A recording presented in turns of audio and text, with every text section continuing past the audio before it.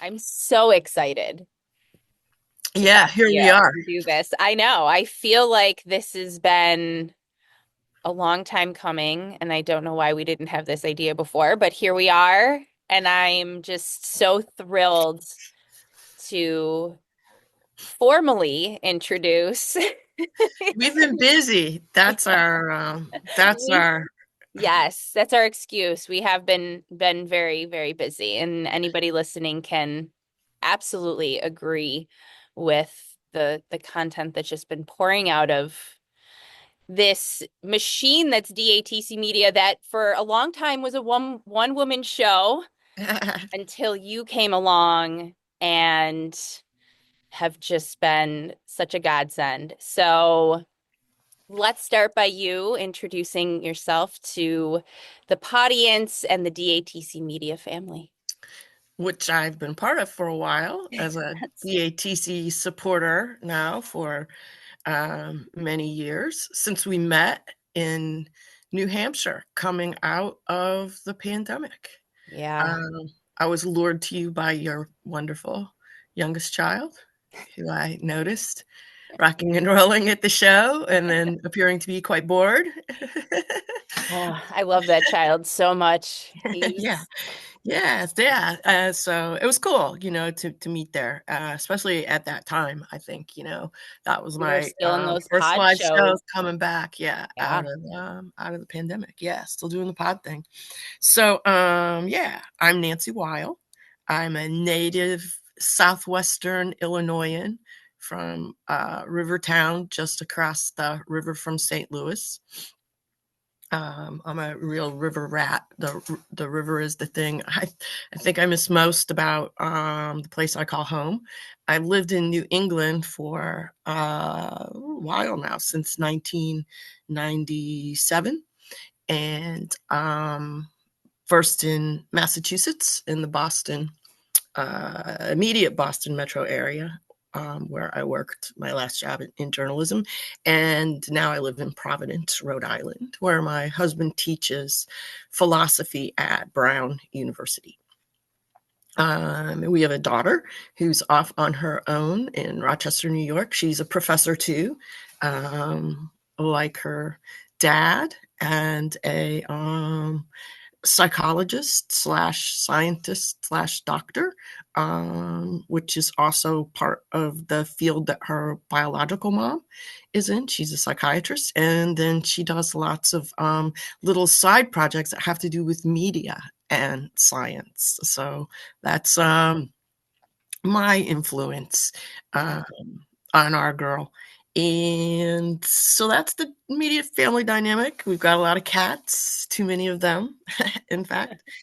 And so I, yeah, grew up in the St. Louis area and knew from a really early age that I wanted to be a journalist.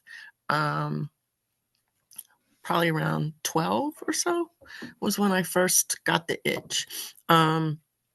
My seventh grade English teacher, so I guess I would have been, yeah, 12, Yeah. 13, somewhere in Yeah. that time frame. He asked me to edit the seventh grade page for the junior high school newspaper.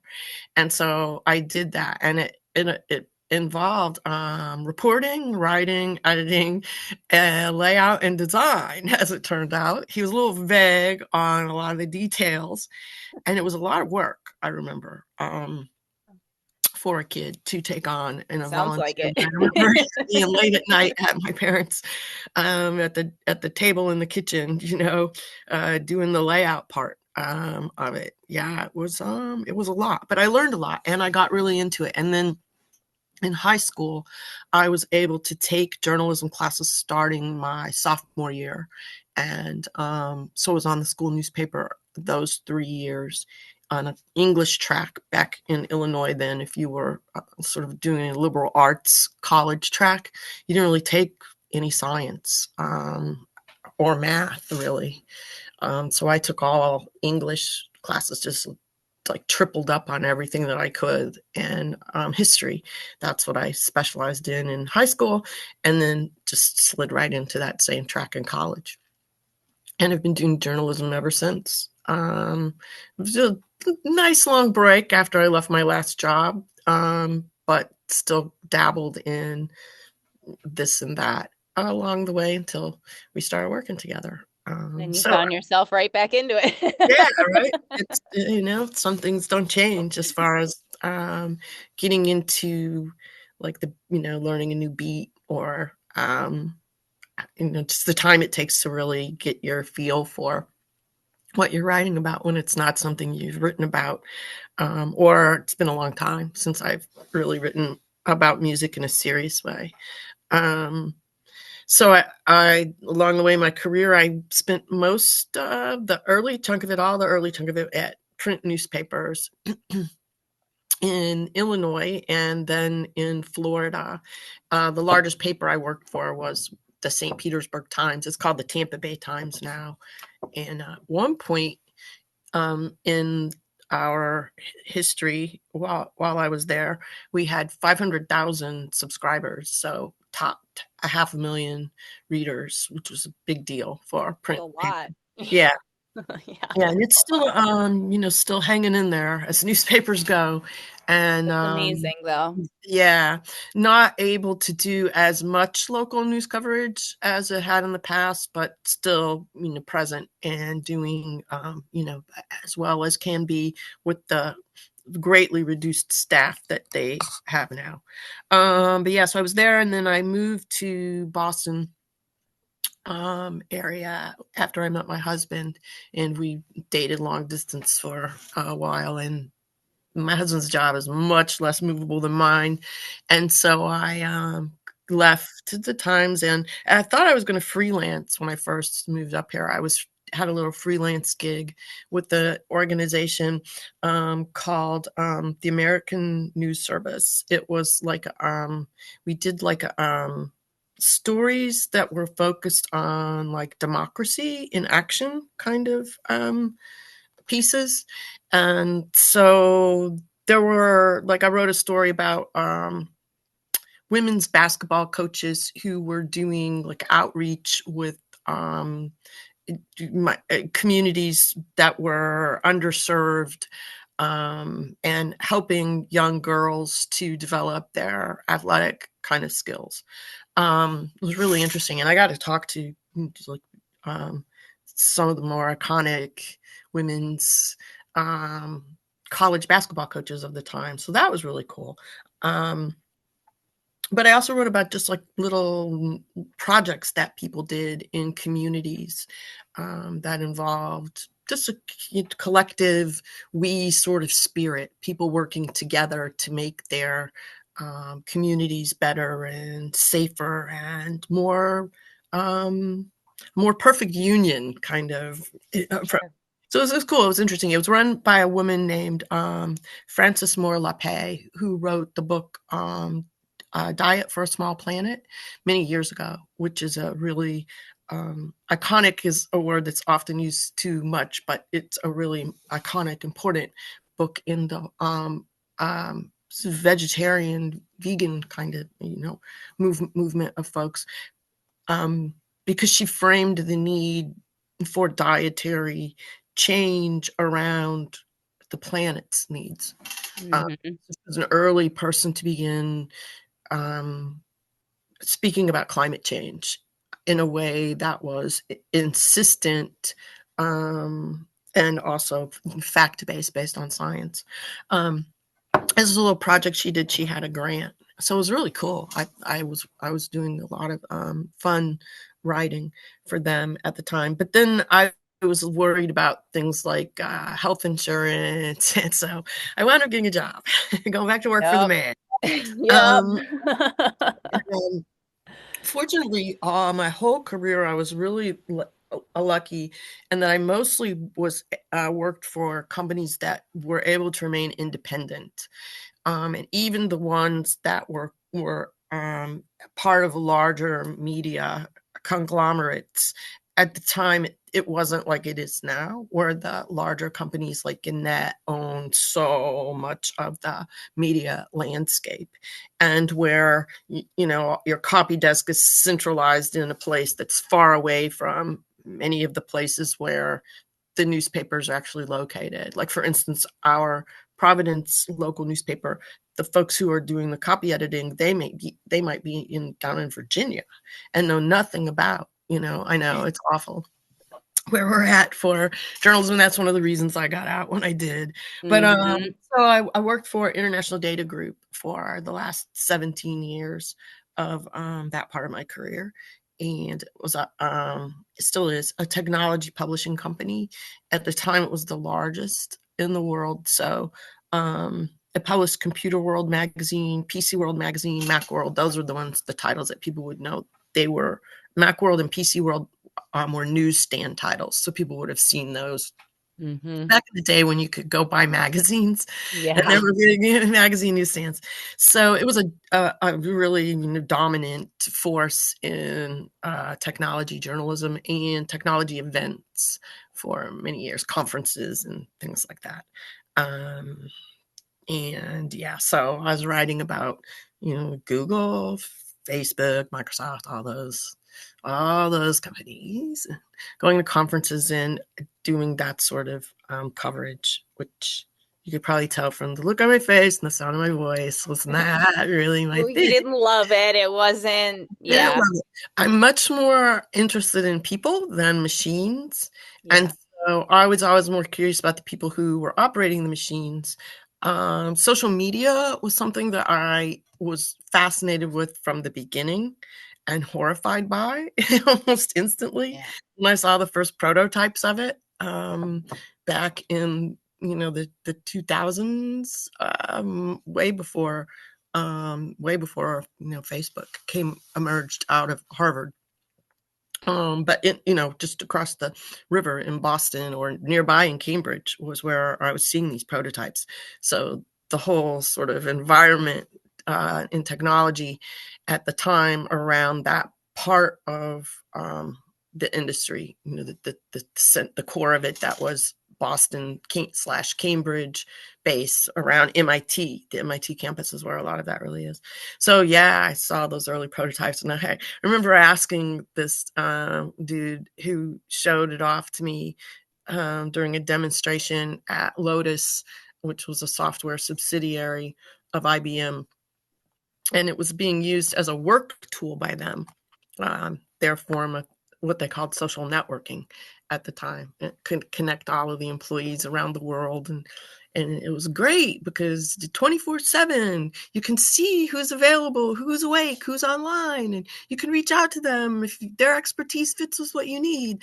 And I looked at him and said, why is this a good idea? I don't want people getting a hold of me at 3 in the morning because they know I'm awake. I don't even want to, like, so they're like logging on with people knowing they're awake. That's what they're doing. I was just like baffled by the whole concept. And now here we are. Here Uh, we are. yeah, so I left that in 2015, and soon after the company's chairman had and founder had died in what seemed a sudden way, but really wasn't a sudden way if you worked in the headquarters like I did, and had your eyes open. And then a lot of there were a lot of changes at the top. Let's just leave it at that. That didn't appeal to me. I really didn't want to work for the people who were in charge of the company. Mhm. Not too long after he left, and the way they came to be in charge bothered me. Because, as I said, I worked in headquarters and I had my eyes open, and I also was in a strategically placed office for hearing things and figuring things out. And, I'm a journalist, so that's what I did. Yep. And sometimes I Yep. wasn't even like trying to overhear. I'm Nope. just working in my office with my door closed, editing away at the time. And, I could hear stuff in the office Story next of door my to me. life. Story Yeah. of my life. Turn up my radio a little louder. So yeah, I left that and just kind of got out of it completely. We downsized and just went to managing on one income. Just let somebody else have these journalism jobs. I'm done. And so but continue to be really interested in the industry and what was up. I started it as a sports writer, by the way, and I've kind of covered all kind of things over the years, courts and cops and prisons. I did a lot of coverage of prisons when I was in Illinois. Um, some really gnarly stuff, with covering crime, and glad not to do that anymore. Good. And then also while I was in Southern Illinois, I covered music and entertainment for several years and really enjoyed that. Got to interview some awesome people. We've been rolling out some of that content down little memory lane kind of stuff about some interviews I did in the past with folks like Alice Cooper and Mike Wantic, John Mellencamp's lead guitarist and a good friend of his for many, many years now. Bill Berry from REM, all kind of cool folks. Coco Taylor, really, really, really treasure the memories of the interviews I got to do with her. She was just a really awesome woman and really empowering interviews to talk to her. She was so kind. I was those where I was over the telephone, but really, really left a huge impression on me. I did a lot of coverage of classical music and some coverage of some jazz and yeah, just all kind of. It was great. I loved it. It was by far the favorite part of my career when I look back on that time of it. As far as the things I got to do. And this is, here we go, art again. So that's why Here I'm we are enjoying again. this so much. It's the same, topic that really I was just really enjoyed. I mean, who doesn't like covering music if they're into music? So, For sure. For sure. So, speaking of music, so talk about your passion for music. I mean, the countless conversations and meetings that you and I have had, and just obviously, creating together and doing all the things we have. I know that music has just been an integral part of your life from forever. So, elaborate on that. Talk about the role that music has played in your life and how it's shaped you. yeah. So, I wrote a piece about this actually when we start talking about our Patreon content. We can give that a little more love. But yeah, so my on my dad's side of the family, my grandfather and his two brothers, they were married to three sisters, I should say. That's part of our family heritage, which, as people say who know our family, yeah, well, that explains a lot. And it does, because we're interrelated in ways that are really interesting when you do a family tree.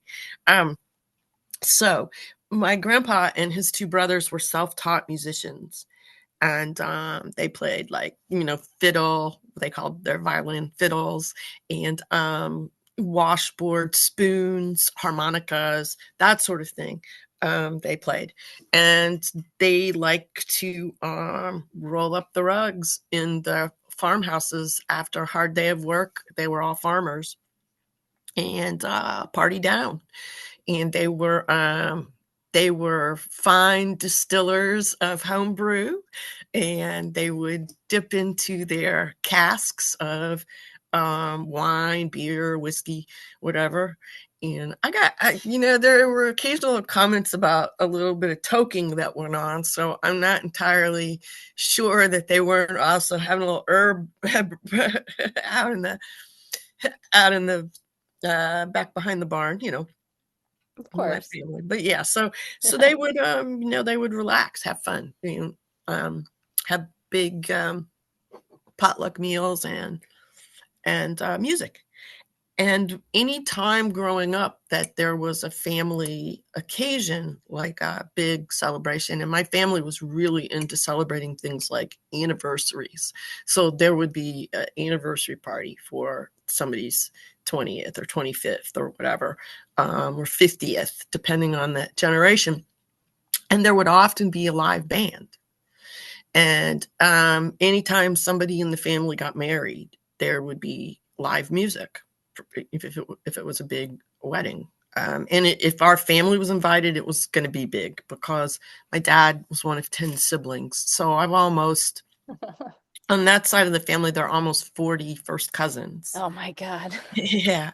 And then combined with the other side of the family, I had like almost 50 first cousins. It's kind of nutty in a way. That's insane. Yeah. And we'd get together, most of us on the holidays. And by then, my grandparents had a really small house with an open basement. That's where we'd hang out. But it's incredible that we would all squeeze into this space. But they would often have parties on other celebrations. And so from a very early age, I was hearing live music. And my family was like, they did things like one of the fun things to do would be to meet up at like a family oriented tavern, and there would be a jukebox or sometimes live music. So that was a part of my growing up with my parents, was that experience. And they listened to a lot of music. My mom had stereo going a lot of times during the day, when she'd be puttering around the house.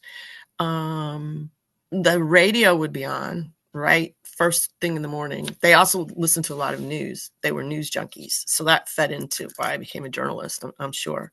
Yeah. The news was always on, evening news, nightly news, after that, the late night news. And it was the Vietnam era, body counts every night on the news. And that sort of thing wasn't, kids weren't shielded from it. And so I grew up with exposure to all of the awfulness of the 60s, seeing Black folk have fire hoses turned on them and dogs sicked on them and the assassinations. But my parents, as racist as my hometown was and as white supremacist as my dad was, never said you can't listen to this particular music or what. And they were jazz fans. And so I listened to everything from an early age. My folks also listened to some country, not too much. My dad was mostly a jazz fan. That was his thing. He really liked swing and ragtime, but swing was his favorite because you could dance to it. He loved to dance. And so growing up outside St. Louis, there were terrific R&B stations. And that's what I was hooked on from a really early age. Other kids, of my age were really grooving on the Beatles. And I was much more into, like, from a really young age, Sly Stone, say. And so I was getting this entirely different message from Sly than I was getting from Dad, right? Yeah. And, I mean, they were intense protest lyrics that I was absorbing. And it was never forbidden, though. It was cool. I was allowed to listen to whatever I wanted to my dad's credit. And so that was my early formative music, grounding was really jazz. And then on the other side of the family, though, my granny was super into musicals. And so, like, you go to her house and on the stereo, you're likely to hear like Oklahoma and or the West Side Story soundtrack, all the soundtracks of the time, South Pacific. Yep. My mom was really into musicals, and so my dad didn't really care to go to movies much, and so she'd take me with her to the theater as her date, and that was what our mom and daughter nights out. And so I saw all of those iconic musicals on the big screen, and any Elvis movie that came out. Oh, We yeah. were there for the debut as soon as it got to our hometown, that very first, night, we're going to see Elvis.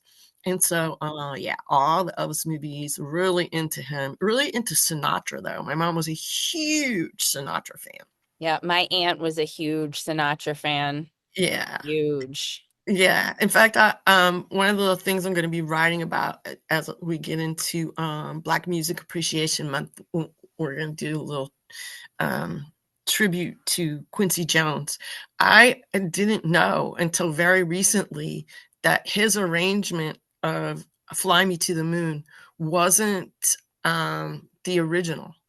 I thought, because I would hear the original and it's so slow and kind of, it's just not like, it's just so slow for a song that's got, that he swung into this incredible, just like marvelous. I started to use the word iconic again. I'm trying not to use that word so much, but it just, I mean, if you think of like what version, it's Frank's.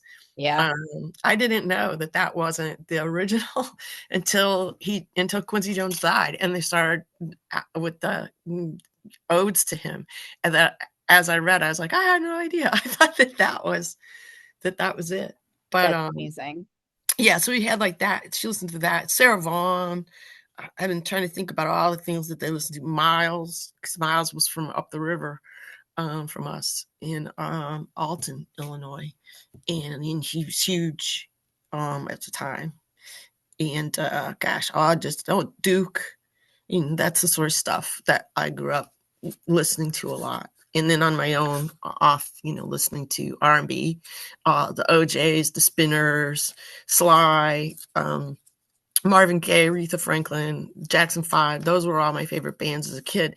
And then I got into Zeppelin and rock and became a metalhead. And everything And shifted. yeah. And so I had the sort of the more classical exposure through like the musicals. And so liked classical music too. And one of the things we do when I was a kid, like some of the field trippy sort of stuff that we do would be to go to the Fox Theater in St. Louis and see those kinds of performances, especially around Christmas time. Or we do that with church groups. Um, you go to see different things. And so, I had a lot of exposure to a lot of different kinds of music. And there's not really any particular genre that I don't, there's nothing that I would say I can't stand, or that I wouldn't listen to. Um, yeah, there's the only exception to that is that there's some music that has particularly high pitches and high pitched kind of trance like singing that like does something in my brain, and I'm just like, Can't do it. I can't do this. yeah. And there's certain obviously, there's like everybody, my weirdnesses, we've been talking about that, certain things that I like. Bob Dylan, I just can't listen to him sing for any stretch of time. It just really feels like there's like a grater inside my head slicing at my brain. Hmm. you know and I love his lyrics and the music. That it's obviously genius Yeah.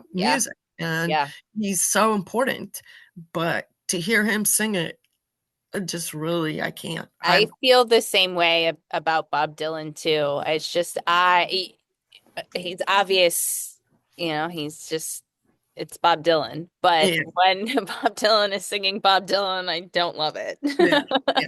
Just like, um Yeah, okay. and yeah. So, so we all have that. But yeah, so that's where. And then my grandparents had a piano. My uncle, I have an uncle who is near my age, and actually 6 months younger. My He was adopted by my grandparents and brought home when he was straight from the hospital. And so we grew up more as siblings and still are more as siblings in our interactions with each other. And except we're nice. We're not like the kind of siblings who give each other noogies and stuff. We're like this Yes, nice, loving, for sure. I love you so much kind of siblings. So yeah, I got the noogie stuff going with my brother. so, Yeah. but he played piano and drums and other, had music lessons as a kid. And I took clarinet lessons for a bit in school, but didn't really like clarinet. I took it as kind of what my dad suggested I take, he's in the swing. So, Yep. but I taught myself how to play piano a little bit, when I was around 9, I guess, 8, because I could read music from learning in school. It was one of the things we learned to do. You learned how to read basic music as part of our music lessons. Um, we also learned all kinds of what are now kind of horror show music, like like I still have the racist kind of um, Dixieland sort of songs in my head. It's a lot of Stephen Foster. We learned a lot of Stephen Foster. I've been reading about him though as part of what I'm doing for Black History Month, and I'm having a new, um, just a kind of a new renewal of thinking about all of that music that I learned as a kid, because some of it is the lyrics are like, ugh. Mm-hmm. Um, but yeah, so we had a good music program though, and you could, from kindergarten on, we were learning, and the teacher actually taught us, like I said, how to read music at a basic level. And so I learned more piano, and then didn't do too much with it over the years. I had done some local theater as a kid and had singing parts, but was discouraged by people. Actually, I heard someone say it was last night, in fact, at the Rhode Island Philharmonic. The executive, I think he's the executive director, came out and gave a little talk beforehand and talked about the show was dedicated to someone who died not long ago, who had been a patron of the Philharmonic, who always said he couldn't sing and he couldn't play music. And he was challenged by the executive director, who said that anybody who thinks that they can't sing, it just believes that because somewhere along the way they met up with someone who wasn't able to teach them and discouraged them, or they met up with someone who made a comment about how they couldn't sing. Everyone can sing. It's a matter of training your voice to be able to do it and practicing. And so he signed up for a class with the Philharmonic because they have their educational component for the Rhode Island Philharmonic Orchestra is very strong. And so they have classes that anybody can sign up and take. I didn't realize that. I'm actually thinking of signing up and taking a percussion class because I've been Oh yeah. trying so long to get somebody to teach me just percussion. I don't want drums. I just want the percussion part. But anyway, so he learned to sing and could sing well enough over time that he would call his kids up on the phone on his way home from a singing lesson to sing for them what he had been practicing. Yeah, his two daughters and his partner were in the audience last night. So it was really cool, to hear that. So yeah, they can all sing. You just get discouraged. We can all learn to play music. You just get discouraged Mhm. somewhere along the way. You're told, or you get in your head, I have no rhythm. I have no this. I have no that. I can't carry a tune in a bucket. But it's not true. Um, it's just not. So yeah, Amazing. I love that. yeah. I love that. That's really special.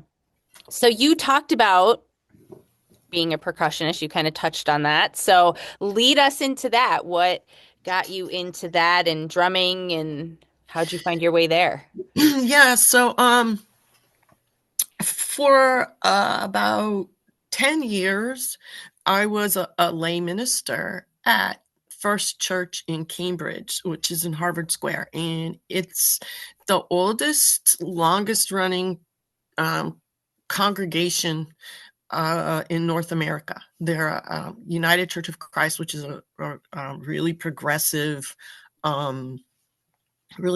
theologically. Hmm. And so I'll get into the whole story how I wound up doing that, but I wound up doing that. And it was an evening church service that I led at 5:30 on Sundays that was called Jazz 5:30 because it was focused on music as the music was jazz. And it was led by a woman named Carolyn Wilkins, who at the time was a professor at the Berkeley School of Music. She's now emerita there, though she still does some teaching. She taught ensemble and a number of other things. And she is a pianist and composer and also started out as a drummer in her youth. Comes from a very musical family in Chicago. Folks who are really important people in civil rights and legal areas. Really fascinating person and fascinating history. She's written lots of books. She writes mystery books. Anyway, that's my plug for Carolyn and her Love work. it. Um, and so she would bring in people to sit in with her band every week. sometimes it was just her, but sometimes it was a trio, sometimes it was a quartet, and sometimes it was a larger. And these are extraordinary jazz musicians from the Boston area, which is a terrific and well-known jazz center because of Berkeley, partly, but there's also New England Conservatory is nearby, and there's lots of terrific music in our area, but jazz is part of it. And so I got to know people who were really, terrific musicians, and I'd be there early, getting set up. We'd be getting ready, coordinating what we were going to be doing for the service one last time, and just in chatting with people, I would talk about how I'd always wanted to learn to play bass, or I'd always hoped to play drums, and they really encouraged me to do that. And so when I stopped my journalism job, I bought some bongos and Because why I not? I mean, it's yeah. got started. And I should say, I negotiated with my husband about drums. I actually they had bought me a djembe. So I had a hand drum that my daughter and husband had got me for Christmas one year. And I thought it'd be, it'd be easy to learn how to play. Not so much, actually, really. And so, but I got bongos, and then I got this and I got that. I had an odds and ends of things. I had a tambourine already, and a clave, and some little simple hand percussion instruments, just for hanging around the house and having fun. And then it got serious. And during the pandemic, particularly, I spent hours practicing and started playing congas and got a set of E drums, and I've got a snare and a hi hat now. I look over and I'm over there. Um, yeah, I just looked to see Chris Myers' kit, and I just bought one of the snares he uses when he wears Kick the Cat kit, and one of the hi hats, because I wanted something that was more jazzy oriented, Yep. but that would also work for playing other kinds of music. And yeah, it just kept going, and I got serious. And I've only played with other human beings a few times. I just haven't had a lot of opportunities to do that. So mostly I practice by myself. Sometimes a little bit with Ricky, but usually just hanging out on my own. And I just put on some music and go. Um, Damn. yeah, and jam. So, like, I've learned to play by playing along to Marvin and Aretha. I've been doing a lot of Sinead O'Connor recently. Um, and yeah, I just go where I go as I go. I'll warm up a little, and then just take it from there. I love it. I Yeah. love it. So, being a music fan, I have to ask, give me like your top 10 favorite bands and or musicians. If you had to do like a top 10. Oh, I've actually been thinking about this because, we've been chatting with um, our closest supporters about content, and Brent, as I call him, the professor. Um, Seriously. yeah, He's yeah, a just wealth of amazing ideas. He's always like, you yeah, know what you should do? And then he'll yeah. spit That something is out. And exactly I'm what he said. like, You yeah, should do. actually, I should do that. Yeah, and so one of the things he suggested was exactly this sort of thought game, because it's interesting. It really forces you to dig down. So I've been thinking about that. I've been thinking about like my top 20 across all genres, like all time. So I'll give you 10. See, that'd be pretty easy, I think. Yeah, Okay, it's cool. Led Zeppelin. Led Zeppelin. And I gotta do Marvin Gaye for sure. Prince. See, that's three. Um, I Need a Woman. I go with Ella. yeah, Go with Ella. Can't go wrong with her. Duke Ellington, for yeah. real. Um, That's 5. Let's see. Aretha. Did I say Aretha yet? I didn't say Yeah, Aretha yet. no. Okay, Aretha. I'm gonna go because I gotta. This is like an emotional thing. I'm gonna go with Aunt Bonnie, Bonnie Bramlett, Delaney Bonnie. They're up there, and I write some about her importance next month during Women's History Month. And I'm gonna reach out to her. Maybe I could get her to actually do a little interview. We'll see. I'm hoping. That would be fun. Fingers crossed. But yeah, they're up there now in terms of like Doobie Brothers. I can't forget me Doobies. So that's 8. 2 more. Oh, um, man, all time. Let me think. Who would I go with? I'm gonna say I'm gonna go Coltrane for another, and then I think who is left for number 10? Oh, that's a hard one. Ask me another question and I'll come back. Oh, And then I'll we'll go come. with, actually, I thought I'm gonna go with Mahalia Jackson. Okay. Nice. That, Okay. yeah, yeah. I'm gonna Nice. go with her. Yeah. The Uh, nice, that's a nice list of 10. yeah. Yeah, I didn't get any country people in there, but they'd come. Willie Nelson would be, coming up, and Beyonce's gonna be in there for sure, man. Girlfriend, she can rip. I mean, her vocals just slay me. I don't listen to her a lot, but anytime I do, she just lays me out. I'm just blown away by her talents. And Apocalyptica is going to be for sure in my top 20. And I have some other metal bands that sneak their way in there. Yeah. If we extend it to the 20 year, you'll really get the scope of Nancy's eclecticness. Some Steely Dan. I Anything love Michael McDonald's in, probably going to sneak into my top. It's Top. funny. Jamie and I send reels back and forth on Instagram, and there was one about this guy was like dancing, and it was like anytime Michael McDonald releases anything, and it was this dude just dancing with pure joy. And I sent it to him, and I'm like, oh my God, it's Nancy. Yeah.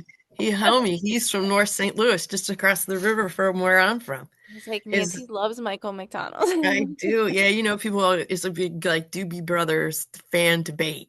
It's like the AC/DC be high on my list too. Yeah. And ZZ Top, but the whole debate about Bon or Brian, which do you, yeah. I'm like, I love the Doobies either way. Yeah. Why do I Yep. gotta pick? Why do I have to pick? I just love it. So what are you currently listening to then? When you're not drumming, like so what are you listening to just like for pleasure? Um, I'm listening to a lot of Apocalyptica lately, just after I'm seeing so the. glad that you wrote about them because they're just amazing. Like, Yeah, so for folks who don't know, because they're not as well known as they should be, they're cellists. So they play metal on cellos, and they became famous for playing Metallica. They were at an institute studying to be classical musicians in Helsinki, and they would go to their dorms after their lessons and work on playing Metallica on their cellos, because that's what you do when you're 18 and playing 18 and 19. And they became wildly good at this and recorded an album and that they play. I think the first one is called Apocalyptica Plays Metallica, I think. And then the second one is Apocalyptica Plays Metallica Volume 2. And that one just came out last year. In the interim, they've released 8 other albums, 10 other albums, something like that. They've got, a number of albums out over the 28 to 30 or so years they've been around. And they're some of them are a little heavier on the covers. They cover Pantera and Faith No More and all kind of stuff on cello. But more of them are original music. And some have vocals, most don't. And they are just amazing musicians. And they put on such a terrific show. they're dancing and headbanging and such with their cellos, and it's just wild. I mean, they're just so. It's just, and they talk about this. It's just juvenile exuberance going on up there. They say they're just as stupid as they were when they were 19 and first started doing this. But the part of the reason I love them so much is because they're just clearly having so much fun. Um, Yep.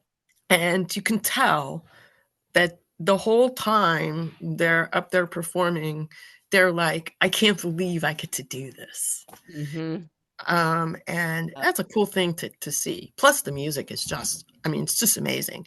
Yeah. There's something about hearing um, songs that you're familiar with played in a different way on an instrument that brings out the melodic beauty in a way that the cello does.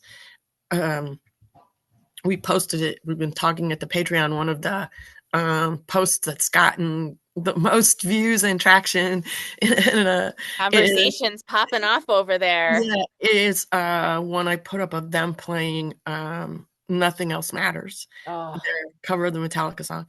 And you really get a sense for just how beautiful the song is. There are no lyrics. It's just them playing. Though when they play, when they're on stage, because their tour right now is Metallica. They're playing all Metallica music. They're not playing any of their originals. And they are on stage and they're singing. You can't hear them because they're not mic'd. You can see their mouth, all four of them. They have a drummer besides three cellists now, and they're like singing. And then they invited the crowd actually to sing along for Nothing Else Matters. And when they did, I thought, oh, I don't want to sing along. I want to just hear them play. But it wound up being incredibly beautiful, actually. In fact, they said from the stage that it just sounded awesome. And I thought from the audience that it just sounded really, really pretty. The voices kind of rising up and the cellos, and yeah, they're ripping, man. I love them. so good. And we Yeah, talked about this too in the conversation we were having on the Patreon. I cannot stand Metallica at all. I just cannot. No, thank you. But their interpretation of their music and that video that you shared, I wound up sharing it on the DATC Instagram because I was like, everybody needs to just see this. It was yeah, so beautifully done. And I'm like, yeah, oh, I have such an appreciation for this song now. Not Metallica. I have an appreciation for this song. yeah. Like It's a, it was and it, incredible. and that's one thing that their music really does. That's the thing I love about so is it the King Crimson, Beat, the tribute band that's touring now? Because I didn't get into Crimson when they were still together. Um, Ricky's a huge Crimson fan, and that's how I've gotten an appreciation for them. But it's terrific to be able to see any music really that can be reinterpreted and brought to a new audience. Hmm. And I know a lot of people really aren't into Metallica at all. They even among metal fans, they Yeah. provoke, I'd say, as much conversation as anyone. Um, Fierce debates about their value in the metal ecosystem. I'm sure among those crowds and communities for sure. Yeah, I'm sure. yeah.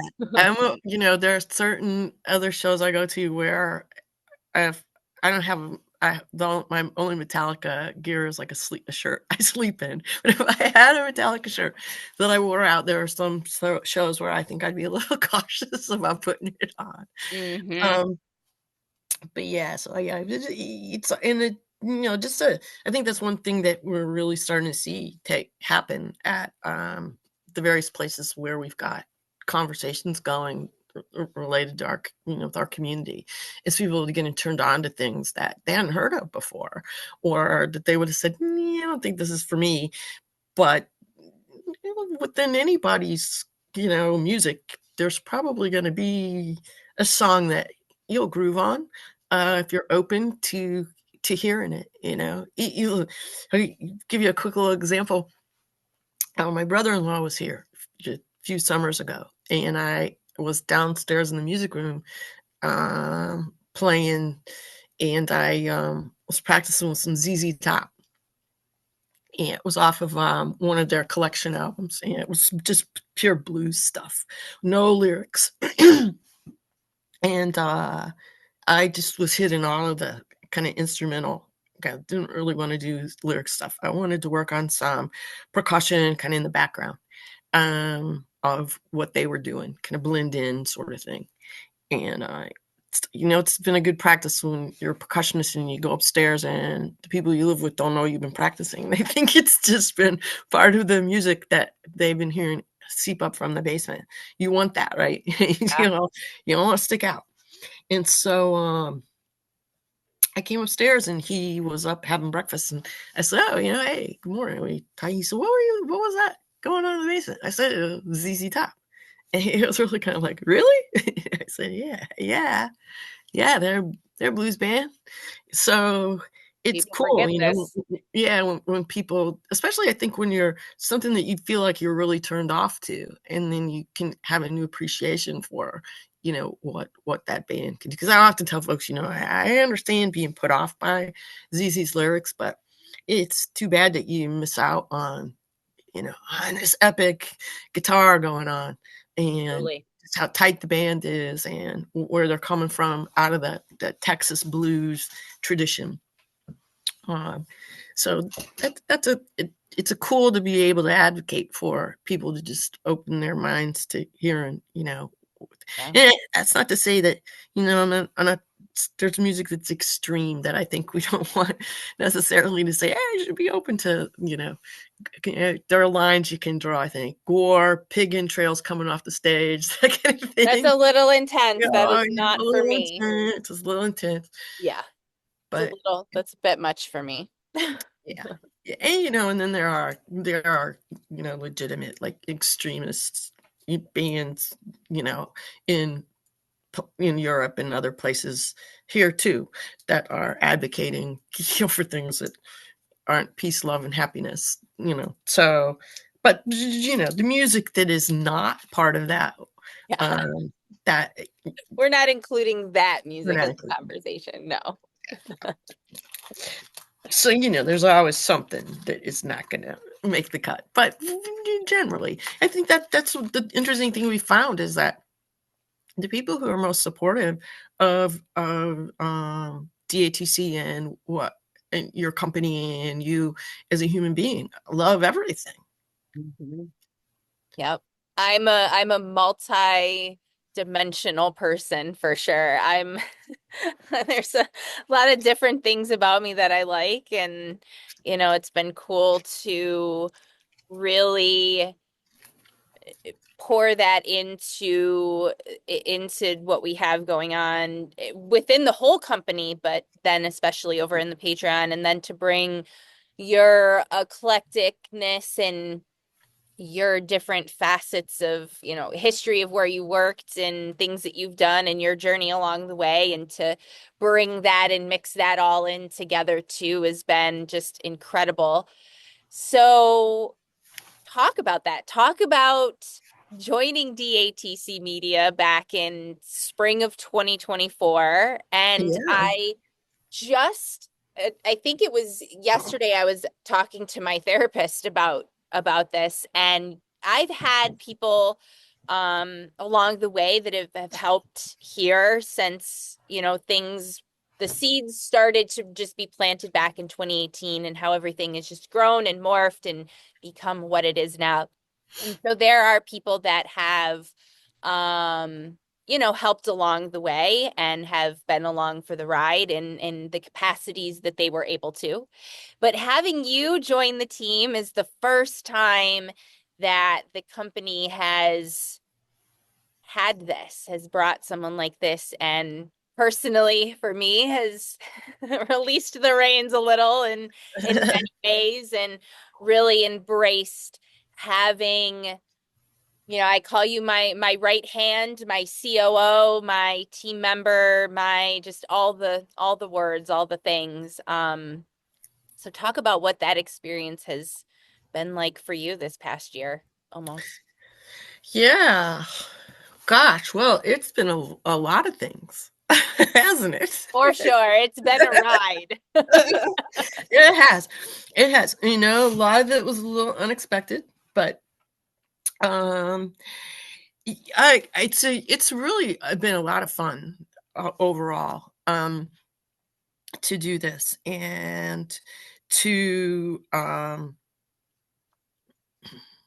to think about what it is that would be interesting for people to read and what they might want to know and what they might want to talk about. Um, yeah, I've loved all of that. Of course, we got started at the beginning, we were really more focused on sort of organizing shooting shows, taking, doing more photography, getting as much of that kind of content out as we could. And we focused more on what we're doing on Meta. And so the Patreon was a little slow to get rolling as we kind of got our heads around what we wanted to do. Because it was pretty clear not long after we started working together that we were going to be embarking on a pretty big transition. For sure.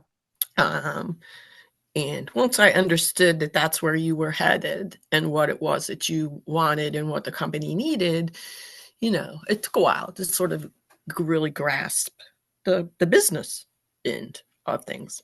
Mm-hmm. And the movement and just your whole business plan. And as we honed that and just really decided what was working, what we needed to do differently. So there was a lot of just planning that went on really early. And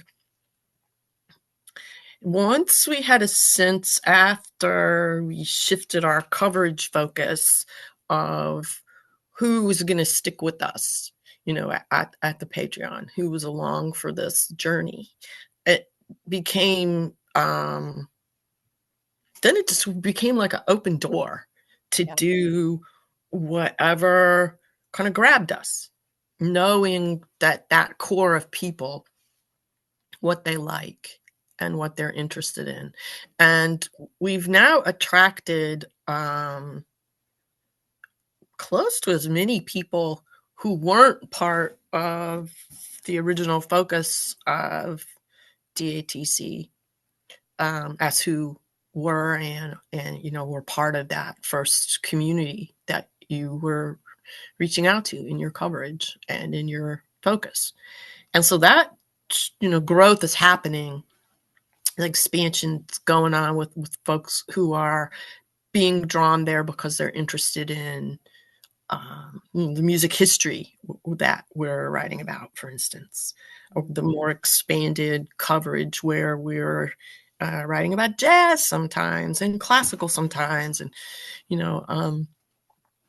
I I I wonder a bit about the need to be a little more focused and niche in what we're doing, because you don't typically have a music media company that's just like, wow, we'll just throw it all at the wall.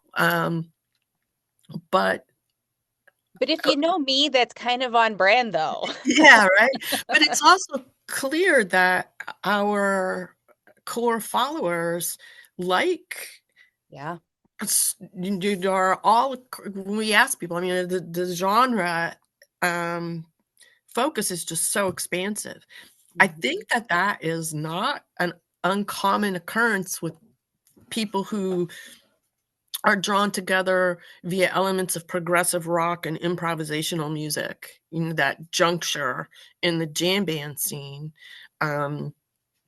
is really, it's not a specific kind of genre in a way. Mm-hmm. You go to a festival and so it's hive off like the electronic stuff that has popped up more. And think about what are the big stage shows. You're going to get everything from, Mo to you've got the Wooten Brothers now doing some festies, and they play, a lot of classic R&B stuff, Yeah. covers, and then their own original music, which is solid R&B music. But among the jam band crowd, Victor Wooten is very well known. He's one of our more popular people. So how does he fit, right? Right. Um, and so they're like the kick the cat element. And there's a lot of jazz fusion. Talk is every bit as much a fusion band as they are, a proggy rock kind of band. Yep. So yeah, I think that's where that toss it all out there is coming from, because everything is just so That's interconnected just music. in a way. Exactly. I mean, music is just so interconnected, and the more that I read everything. And so just the more that I read and learn and devour, because that's who I am, but the coverage that is just coming from the media company and over on the Patreon and everything else, it is all connected and it's all fluid and everybody's inspired from this and draws from that and listen to this person and these people work together. And Yeah. that's what it is, though. Yeah. Yeah. And so I did a piece a few weeks ago about Beethoven, and, looked just in doing the research, discovered that, all the people, particularly European metal artists, who credit him for their inspiration still on stage. Like, they didn't just grow up learning to play the simple ode to joy on the piano that everybody who takes piano lessons learns to play. They have crafted their entire careers in some ways around him as their inspiration. And they say it all begins with him. And there are all these academic papers about the first riff, was da da da da, Julia. and every riff thereafter was built on the fifth. Yeah. And so it's interesting to look at that, and to think about that, and the influence that European music has. And but also we're doing the Black History Month content and celebration, and to look at the way that Black history in terms of music developed away from European forms, but also crisscrossed with it. There are intersections that occur, but how, you know uh, sort of U.S. music forms, country, blues, jazz, all go back to those slave days, when people were enslaved, and the convergence of music that they brought with them from those countries, from the Middle Passage on. And it's an incredible story. It's a horror story in many ways, but that something so profoundly important emerged. To me, it just speaks to not just the importance of music, but it tells us something about sort of how to get through the era that we're in now, right? And there's been a lot of interviews lately with artists talking about how, they feel like under siege. Some of them literally are, under siege, and losing funding, or you know money situation is going to be sketchy for folks. And saying, though, that this is the time when we'll rely on art to give power to us, and to be the subversive voice that we need it to be, and to be the everything that we need it to be at this juncture. And that's when we're going to have some extraordinary art that emerges. um, Truly. that's just what happens. I mean, you look at the music of the 60s, you think about the um I listen to Mercy Mercy Me a lot, and I listen to Inner City Blues, Make Me Want to Holler. I've been working on the percussion for a lot of Marvin Gaye for a while now. It's and it's incredibly complicated rhythms sometimes to sort of work through. And there's a triangle part in inner city blues that I learned first. People always joke about the triangle.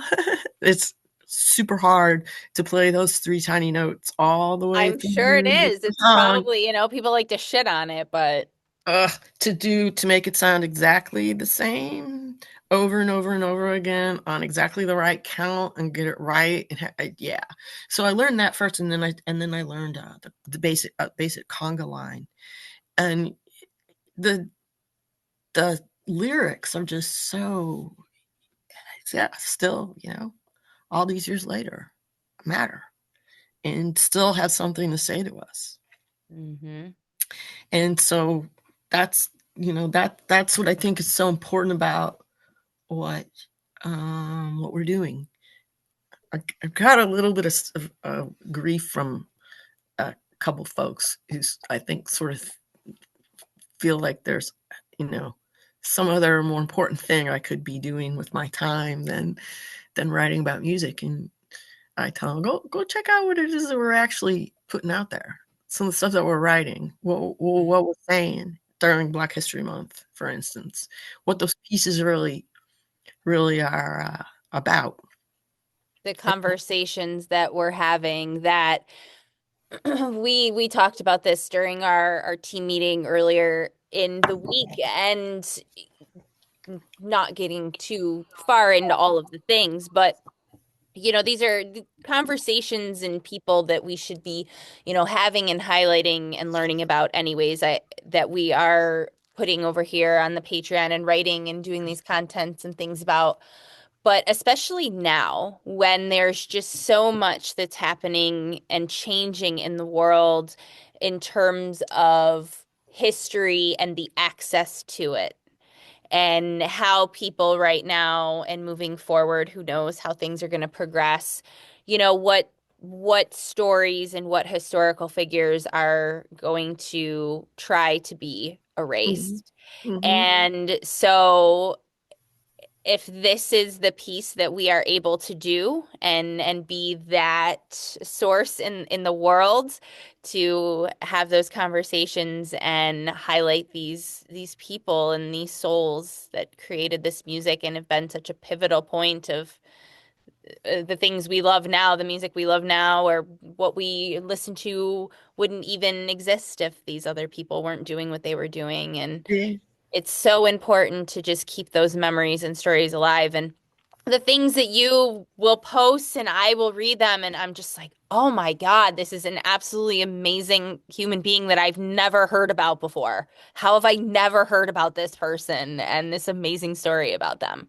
It's It it incredible. it's a it tells you such a lot about the difference between what um what historically Black people have been taught in our country versus what white people have been taught in our country, even in integrated school environments. Uh, Mhm. I was only ever taught about, the same handful of Black people over and over and over again. Yep. Of course, that was a long time ago in regards, but I started studying Black history on my own in 1968 in a really serious way when Dr. King was murdered. So I was just not quite 9. And there were books I could read. There were things that were available to check out of the library, but you can learn a lot by just paying attention to the nightly news, for instance, to the way Walter Cronkite would present a story. Um, all of those things made a difference. But I was, able to I just started studying this on my own because the reaction of the people around me was so vile and racist and made no sense in the hmm context of people who also love jazz, for instance, Right. or whatever. Um, and and it was clear that there was something that was missing from what I was learning. I mean, there had to be more Black people who'd done important things than Booker T. Washington and the For couple of sure. other people who, we learned about. And then when I moved away, not that far, just kind of up the road at the university I went to was only about 20 minutes from where I grew up. But I lived on campus, and that's where I, started to make Black friends, more diverse range of friends, and they taught me. They taught me, and I learned, um, how to interact, and I didn't even know how to do that really. Um, I had no concept of sort of Black culture or Blackness as part of our society other than through, music and TV and such, because I had no Black friends. And so I just kept studying. And then once I got into journalism, there were things that I would cover that required me to really have a better understanding of that history. And when I worked at the St. Petersburg Times, the small town that I lived in and also partly covered at times had a fairly large Black population that had not been covered much by the newspaper and didn't really want to be. There was real tension among a lot of the local Black leaders and the newspaper for very good reason. And so I worked to chip away at that as I could. There were leaders who were receptive to being interviewed and to helping me to tell like stories about the history of this town. Dade City, Florida was the name of it. And there was a pond in the town where Black people were baptized from the local church, and they would sing as they went in their white robes down to be baptized. They called it the BAP. And I wrote a story about what those Sundays were like, interviewing older residents. And that helped open some doors to be able to interview more people, because it's just so important, to break down those walls where we can. And it takes white people who are willing to be like sometimes the only white person in the room and hear really uncomfortable truths Yep. to learn the history. And so I just kept at it. And then when I was doing the lay ministry work, obviously, you're really deep into the to that sort of history, especially with the music, because the besides the jazz focus, we did a lot of African American spirituals, were the focus of the sung music. The congregation would sing together, and so I was deeply immersed in learning about that type of music. Songs like "Wade in the Water," which are coded lyrics that would be sung when you needed to like get in the water to get away from the dogs, and Hmm. just that were being sent through the actual lyrics. um and so I've been studying all this for a long time now, and as I've been working on putting the pieces together for for the Patreon, it just you just see how important this history is to where we are now. Hmm. Um, History is always important for where we are Always important, now. especially like that's been my thing recently with like the news and just the world and the way it's worlding right now. I was like, did we Yeah, tell me that nobody pays attention in history class without telling me that nobody pays attention in history class? Because here yeah, we are, guys. But yeah, that is the biggest thing that I love about the Patreon, first of all, because we are just able to put whatever we fucking want to. We talk about what we want. yeah, We do what we want over there. And I love that so much. But I love the community that is growing over there and just having this inclusive place where, first of all, I just said this the other day, there is no ads and bullshit on the Patreon at all. Like when you are in that app, there is no ads and interruptions to when you're watching that. Like there's none of that, which I love so much. It's us.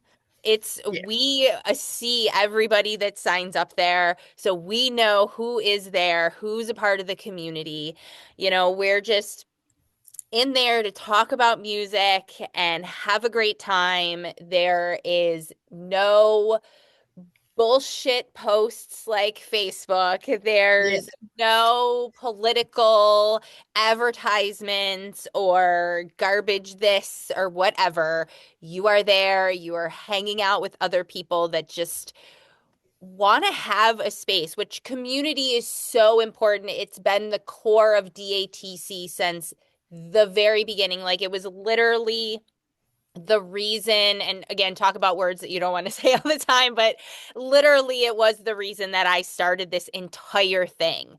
I was just like, there's gotta be people, like, there's music fans. I need to find people to talk about music with. So I'm going to sort of like a field of dreams thing, build it and they will come. And that's really what happened here is it's always been about having that community. It's always been important. Humans need community. And now more than ever, I really think now more than ever, it is so important for people to have that community and have a space where your opinion it matters and we hear what you have to say and we want you here and you're going to just learn about all these other things and just feel good while you're there too. Like you're going to enjoy your time there, not like when you're doom scrolling and then you just feel like shit after you got off your phone. Like you Right. want to be there. The vibe is so much fun there and I just love how it's just continuing to grow and build. It's great. I love Yeah, it's the so for people who haven't used it, the app can be a little tricky to use. We're going to address that though. We're going to help people navigate that a little better. That's when things come forward. So if you sign up and you start using the app and you're feeling the pain, it's easier. It becomes easier to negotiate as you use. And part of the issue is that it sort of will feed stuff from us to users that sometimes you're like, why is it giving me this? But it's not, you're not going to get other stuff from other people. You're not yeah. going to have this is like the random, who is this person? Your feed is just whoever Us. you're subscribed to on Yeah, DAT on Patreon. So if you're exactly. only subscribed to us, that's all you're going to see in your feed is just the content that we're putting out there. And I love that too. You're not being inundated with stuff you don't want to see. Yeah, and you can come, to any individual page. For on ours, you can just click on a collection that looks interesting. We're building a vast library of collection um, of content. So far we have columns, essays. We've got a few little news stories going, a little bit more newsy kind of things. We've got some features, growing archive of photographs. A lot of them have just been taken with phone camera, but a lot of them have also been taken with professional camera gear. We're aiming to shoot more shows, hoping to be able to take photographs at the talk shows coming up this week. I am I try to hit them up with a different email. I'm pretty sure my email is hitting spam folders is what's going on. So, but I got to work around. I got a new email address. I'll fill you in on that later. I set myself up so that I should be able to get through. But yeah, so just all kind of stuff. And we're aiming to also create chats. There's a ongoing "What are you listening to now?" chat that's been up for a while. We're going to cycle those around and keep them freshened up. All of this is just in the really early stages, you know, of getting started and letting people know, what we've got coming up is the big thing that we're trying to do and let people know what's there. We're finding that a lot of the folks who are even the people who follow us most closely aren't even aware of quite how much is there now at this point. There's a Um, lot just constantly yeah, going in there. and So, yeah, there's a lot of there's a lot of competition for content, eyeballs for people to read things and take things in. We're really trying to differentiate ourselves by not just doing surface level kind of things, by really digging in and talking about the history and but also being honest about things. Like I'm not inclined to hedge with it if something seemed like it was some way.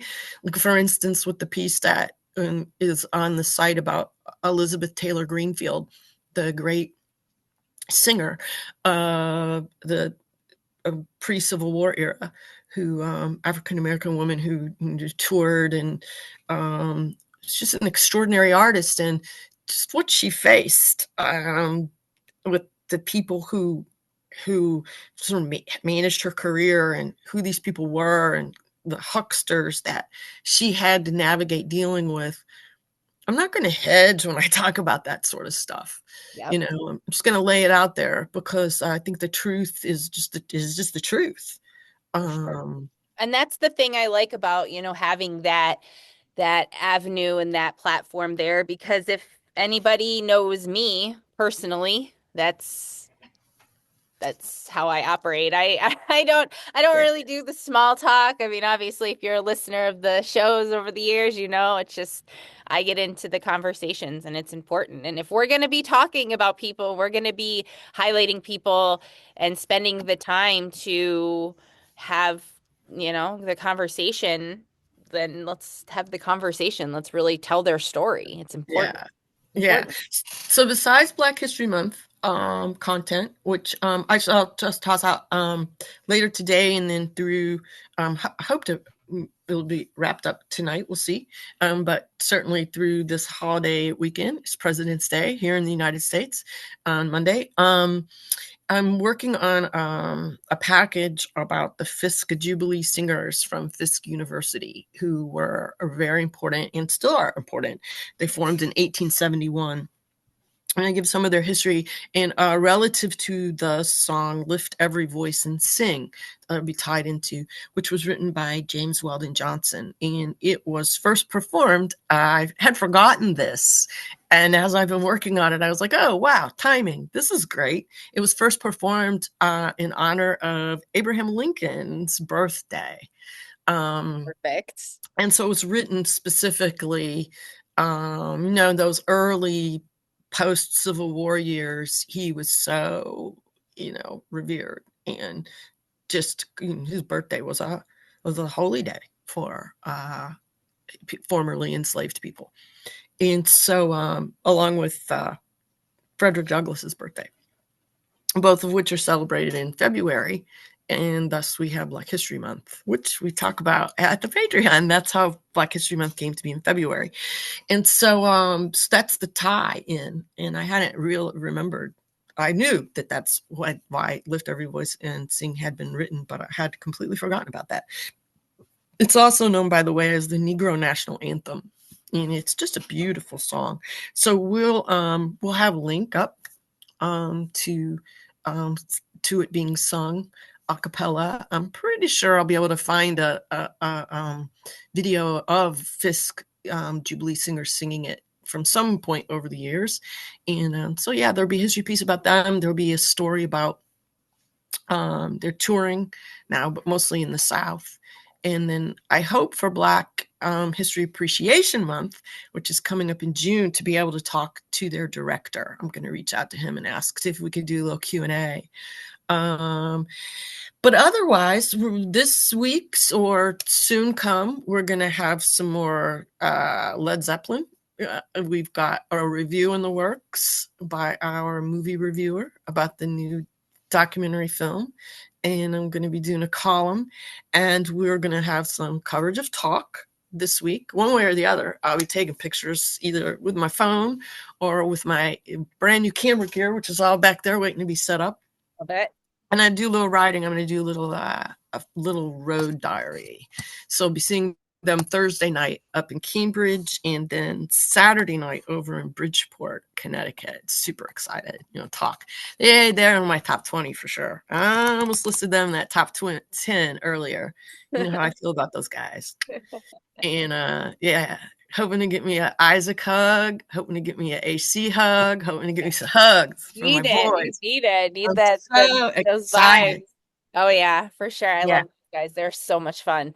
Well, Yeah. I'm really excited. I just posted it the other day for sure in the Patreon, and then I put some stuff out on social the other day. We are going to do a Sunday brunch kind of Yeah. a thing over on the Patreon, and we're going to hang out. We're going to see what it morphs into. But when we were having a team meeting, we were talking about some different things. And that was one of the things that I enjoyed about the lockdown and, when everybody was definitely home and everything was shut down, everybody was getting together like weekly on Zoom and you're all checking in and, again, coming back to having that community and having that connection, especially now, it's like, it's amazing how we are so connected in the sense that we all have a phone in our hands pretty much the entire day, and you're connected to the entire world by that phone.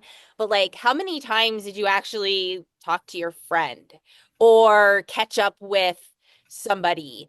You know what I mean? Like, when did you actually have these moments of connections? And as we've said throughout this whole conversation, like the community and the connection and having that has just been such a core value of the whole company and what we're really building on the Patreon.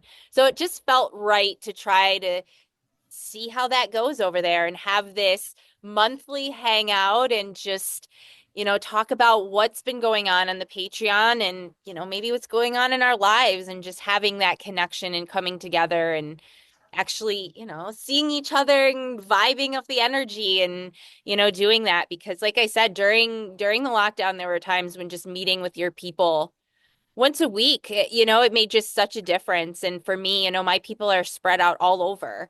So I don't Yeah. get to see everybody really often. And so I'm really excited to do that with the whole community over there is Yeah. just hang out. Yeah, so that'll be the last Sunday of every month at 11 a.m. Eastern time. If we get 11:30. folks 11:30. 11:30? Oh, 11:30. 11:30. Oh, Yeah. right, 11:30. I forgot the 30. Okay, 11:30 Eastern time. And if we get folks, from the West Coast and we're having to tweak that, but maybe they'll be early risers. But yeah, so we're gonna start out and see where things go. This month we'll be talking some about Black History Month and that content and whatever, yeah. And we're doing book. We got some book review stuff going. We've been posting some music, album reviews.